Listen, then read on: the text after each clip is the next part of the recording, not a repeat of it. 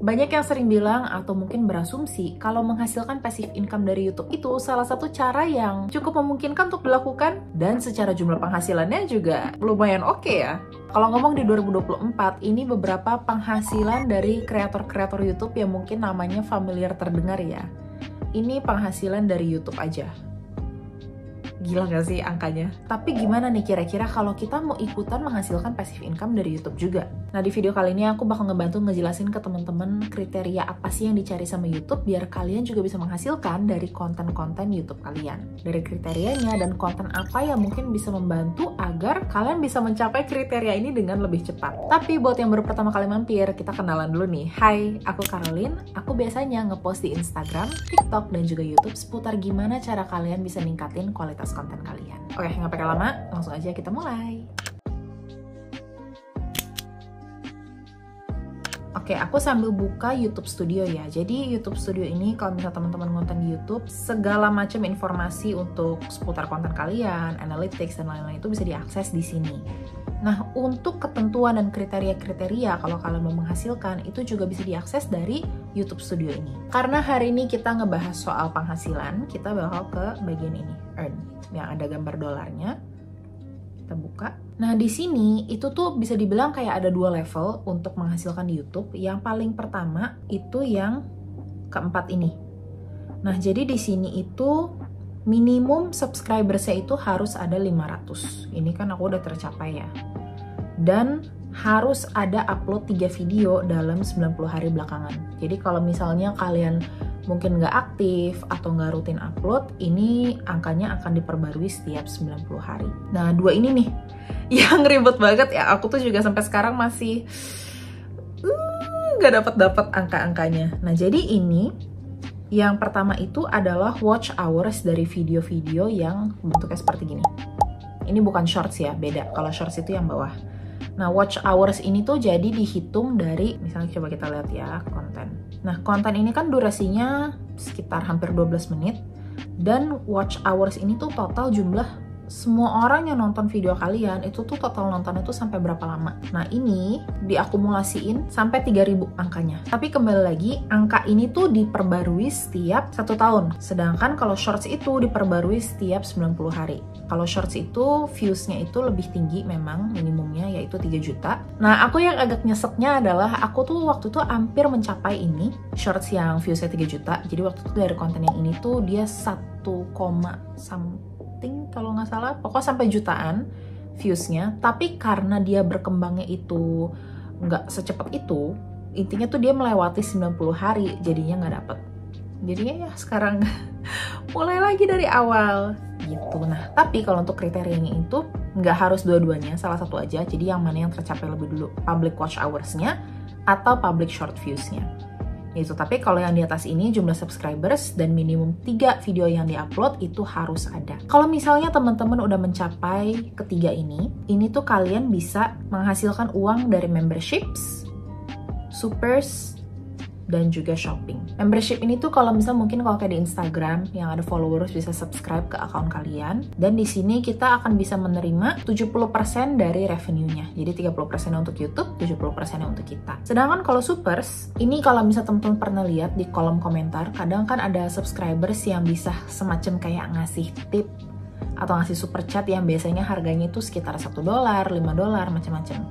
Nah, itu berarti audiens kalian bisa ngasih uang lewat situ. Dan kalau shopping, kalian bisa nyambungin online shop kalian ke akun YouTube kalian. Tapi yang penghasilannya bisa dibilang besar atau bisa dijadiin passive income itu adalah level selanjutnya. Itu yang di bawah. Nah, ini sebutannya watch page ads atau shorts feed ads. Seperti yang kita tahu, kalau kita nggak subscribe ke YouTube Premium, itu kan biasanya sebelum di videonya tuh ada kayak iklan-iklan gitu ya, yang nggak bisa di-skip, yang kadang bahkan iklannya sampai ada 2. Untuk penempatan iklan itu, bisa dibilang kayak kita tuh dapat bagian dari situlah, dari siapapun yang naruh iklan di situ. Dan itu yang bisa bikin kreator-kreator YouTube tuh penghasilannya besar karena iklan-iklan ini. Dan itu iklan dari video yang panjang ataupun shorts. Cuma memang kriterianya ini agak sedikit lebih sulit. Jadi untuk jumlah subscribersnya itu minimum 1000 dan sama seperti sebelumnya itu harus ada public watch hours-nya atau public shorts views-nya. Cuma memang secara jumlah lebih gede. Kalau untuk public watch hours-nya minimum 4.000, dan kalau untuk public shorts views-nya itu minimum 10 juta views. Nah ini karena aku memang sempat nggak aktif-aktif banget upload di YouTube, jadinya tuh angka ini maju mundur terus gitu ya. Jadi akan sangat membantu kalau misal teman-teman rutin upload, ini tuh bisa dicapai dengan lebih cepat. Kalau tadi kan kita ngomong soal kriteria-kriteria yang dibutuhkan dari YouTube. Kira-kira kalau ngomong dari faktor kontennya nih, apa yang kira-kira bisa ngebantu agar watch hours dan shorts views ini tuh bisa tercapai dengan lebih cepat? Faktor pertama, mirroring. Kalau misalnya teman-teman ngonten platform lain juga, misalkan di Instagram atau TikTok, apapun yang kalian upload di situ, upload juga di YouTube Shorts. Ini yang aku dan banyak kreator lain lakuin juga. Jadi misalnya hari ini aku nge-upload konten ini di Instagram dan TikTok, aku akan upload hal yang sama juga di YouTube Shorts. Ini bakal sangat membantu untuk ningkatin Shorts views-nya yang dibutuhkan sebagai salah satu kriteria YouTube. Jadi biasanya aku akan upload rata sama semua di hari yang sama, di jam yang sama. Faktor kedua, thumbnail YouTube Shorts. Menurutku kalau untuk nentuin thumbnail itu, Instagram, TikTok, dan YouTube itu perlu dua cara yang berbeda.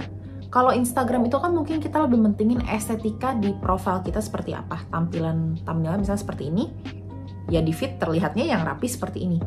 Tapi kalau untuk YouTube Shorts, kita tuh perlu inget, Shorts itu tuh bisa muncul di halaman utama YouTube. Kayak gini.